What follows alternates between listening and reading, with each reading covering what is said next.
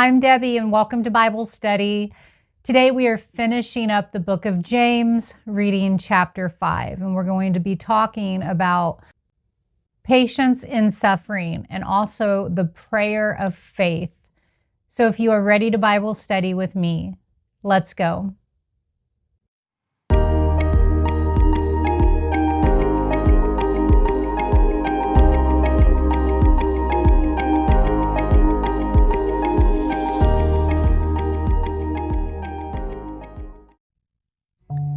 Dear Heavenly Father, we come to you with thanksgiving, and we ask that you give us knowledge, understanding, and wisdom as we study your word together today. Do your work in us in your perfect timing, and help us to be sensitive to your leading in our lives. Give us a fresh insight, and let us leave today's study with a new perspective. In Jesus' name we pray. Amen. Chapter 5. Now listen, you rich people, weep and wail because of the misery that is coming on you. Your wealth has rotted, and moths have eaten your clothes. Your gold and silver are corroded. Their corrosion will testify against you and eat your flesh like fire. You have hoarded wealth in the last days. James proclaims the worthlessness of riches, not the worthlessness of the rich.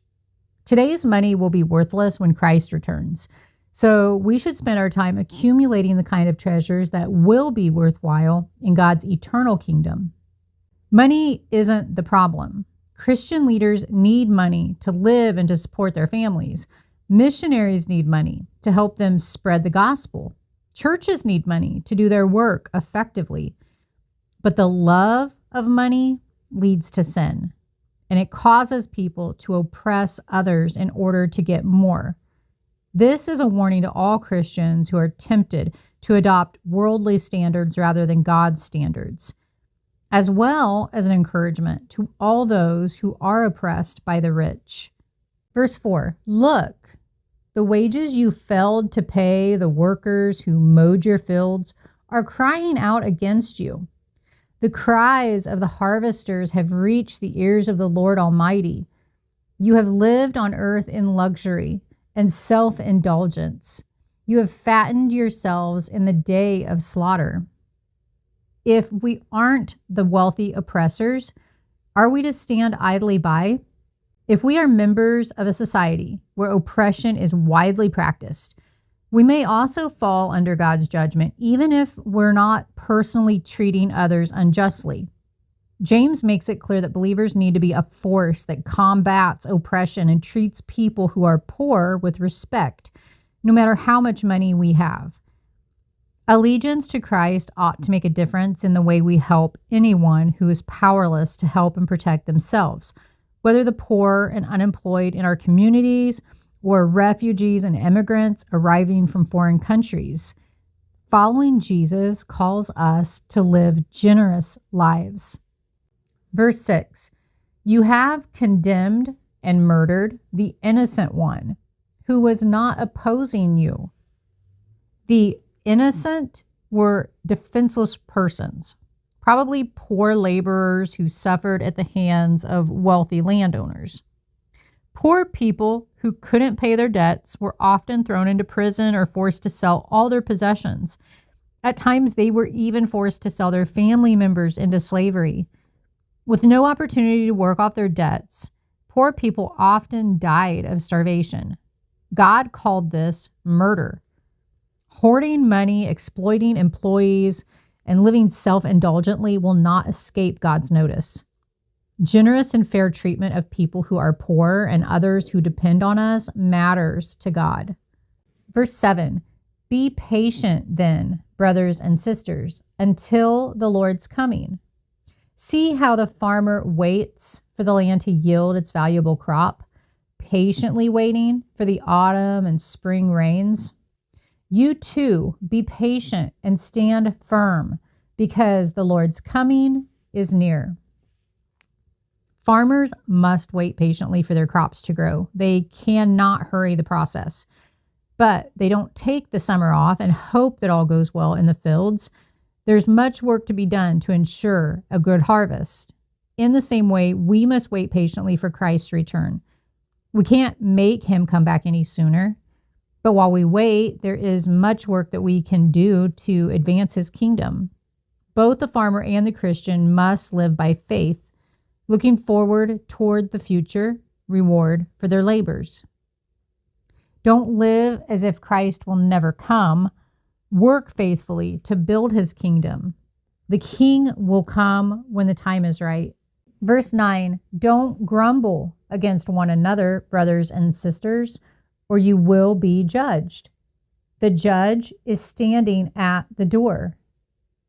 When things go wrong, we tend to grumble against and blame others for our miseries. Blaming others is easier than owning our share of the responsibility, but it can be both destructive and sinful. Before you judge others for their shortcomings, remember that Christ, the judge, will come to evaluate each of us. He will not let us get away with shifting the blame to others. Verse 10, brothers and sisters, as an example of patience in the face of suffering, take the prophets who spoke in the name of the Lord. As you know, we count as blessed those who have persevered.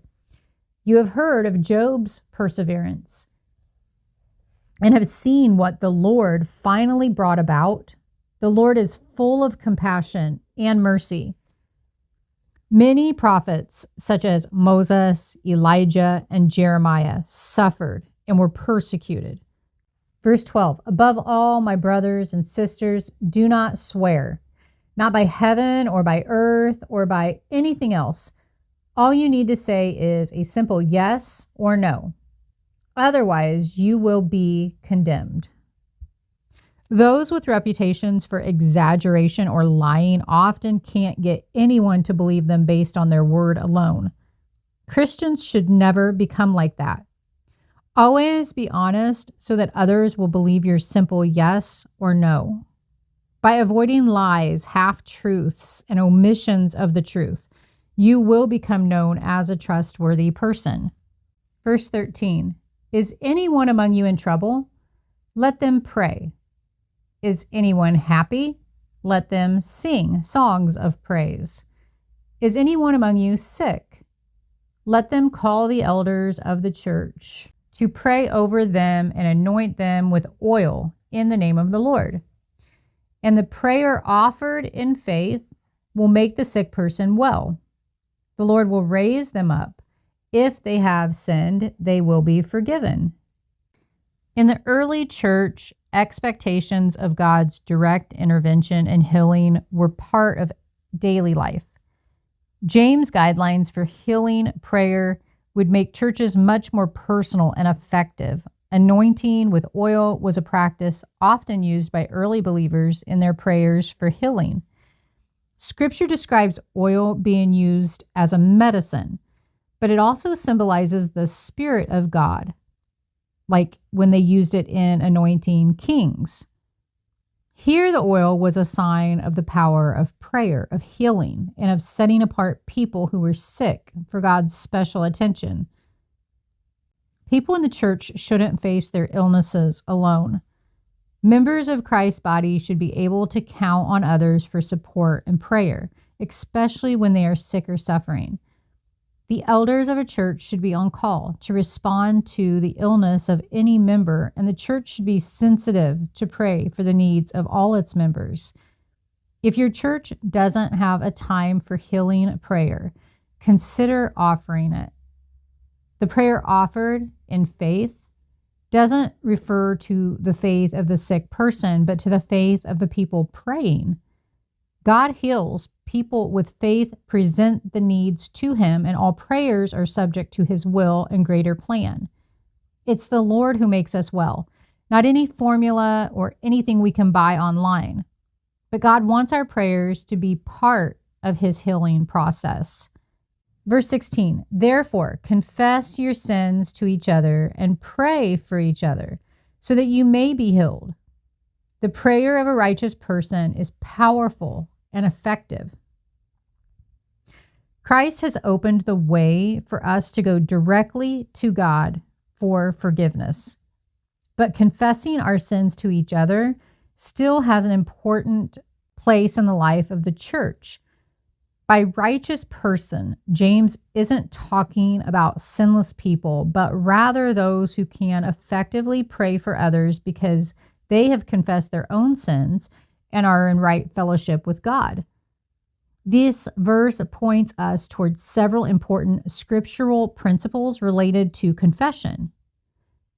If we have sinned against an individual, we must ask that person to forgive us. If our sin has affected the church, we must confess it publicly. If we need loving support as we struggle with a sin, we should confess the sin to those who are able to provide that support. If, after confessing a private sin to God, we still don't feel His forgiveness, we may wish to confess the sin to a fellow believer to receive assurance of God's pardon. In Christ's kingdom, every believer is a priest to other believers. Verse 17. Elijah was a human being, even as we are. He prayed earnestly that it would not rain, and it did not rain on the land for 3.5 years. Again he prayed, and the heavens gave rain, and the earth produced its crops. As Christians, our most powerful resource is communion with God through prayer. The results are often greater than we would have thought possible. Some people see prayer as a last resort to be tried when all else fails. This approach is backward. Prayer should come first. Because God has infinitely greater power than we have, to rely on prayer from the start only makes sense, especially because God encourages us to do so.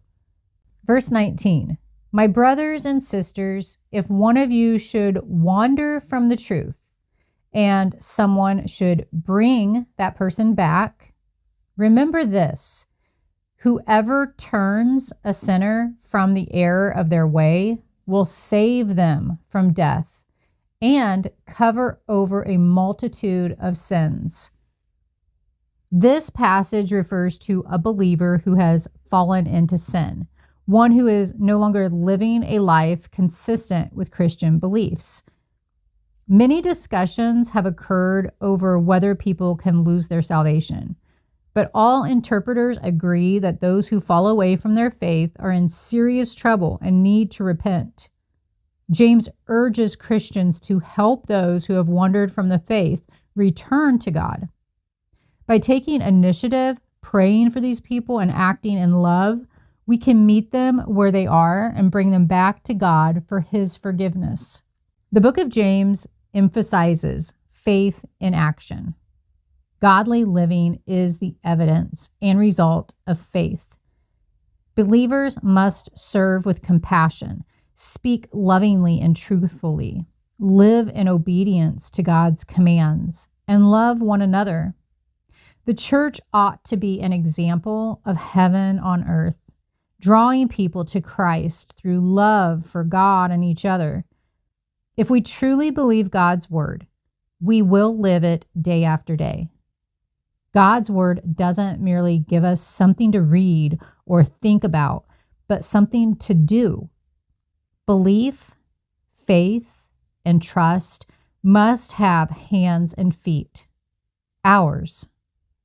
If you enjoyed this Bible study today, please hit the like button. Thank you so much for joining me in studying the book of James, and click on the next video as we continue our study in the Word of God.